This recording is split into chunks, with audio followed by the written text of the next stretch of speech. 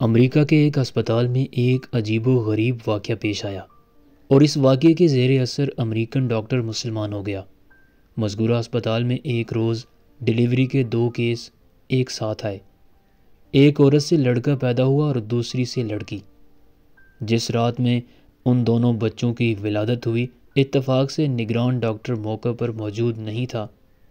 دونوں بچوں کی کلائی میں وہ پٹی بھی نہیں باندھی ہوئی تھی جس پر بچے کی ماں کا نام درج ہوتا ہے۔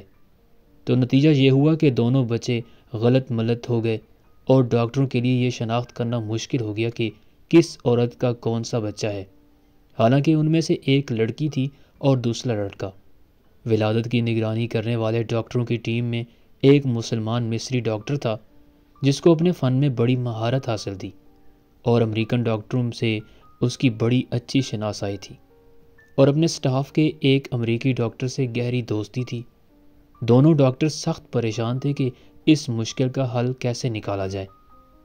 امریکی غیر مسلم ڈاکٹر نے مصری ڈاکٹر سے کہا کہ تم تو دعویٰ کرتے ہو کہ قرآن ہر چیز کی تبیین و تشریح کرتا ہے اور اس میں ہر طرح کے مسائل کا احاطہ کیا گیا ہے، تو اب تم ہی بتاؤ کہ ان میں سے کون سا بچہ کس عورت کا ہے۔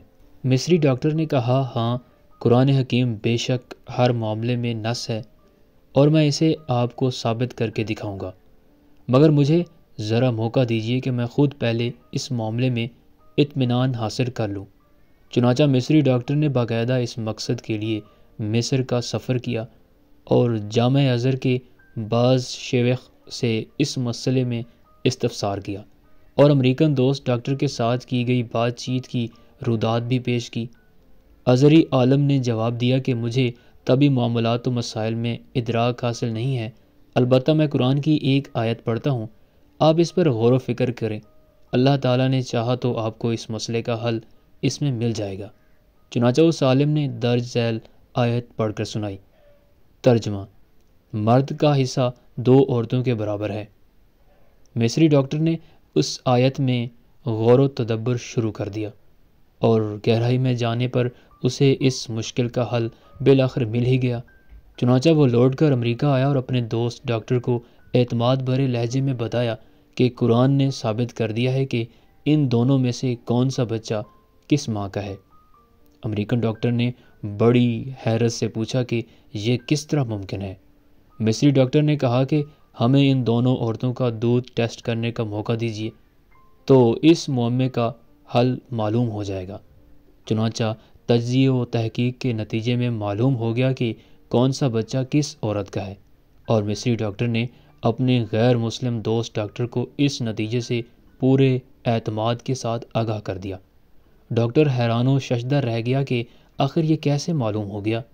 مصری ڈاکٹر نے بتایا کہ اس تحقیق و تجزیے کے نتیجے میں جو بات سامنے آئی ہے وہ یہ تھی کہ لڑکے کی ماں میں لڑکی کی ماں کے مقابلے میں دگنا دودھ پایا گیا۔ مزید برآں لڑکے کی ماں کے دودھ میں نمکیات اور وٹامنز کی مقدار بھی لڑکی کی ماں کے مقابلے میں دگنی تھی۔ پھر مصری ڈاکٹر نے امریکن ڈاکٹر کے سامنے قرآن کریم کی وہ متعلقہ آیت کی تلاوت کی، مرد کا حصہ 2 عورتوں کے برابر ہے، جس کے ذریعے اس نے اس مشکل کا حل تلاش کیا، اور جس عقدے کو حل کرنے میں دونوں ڈاکٹر نہایت پریشان تھے، چنانچہ وہ امریکی ڈاکٹر فوراً ایمان لے آیا۔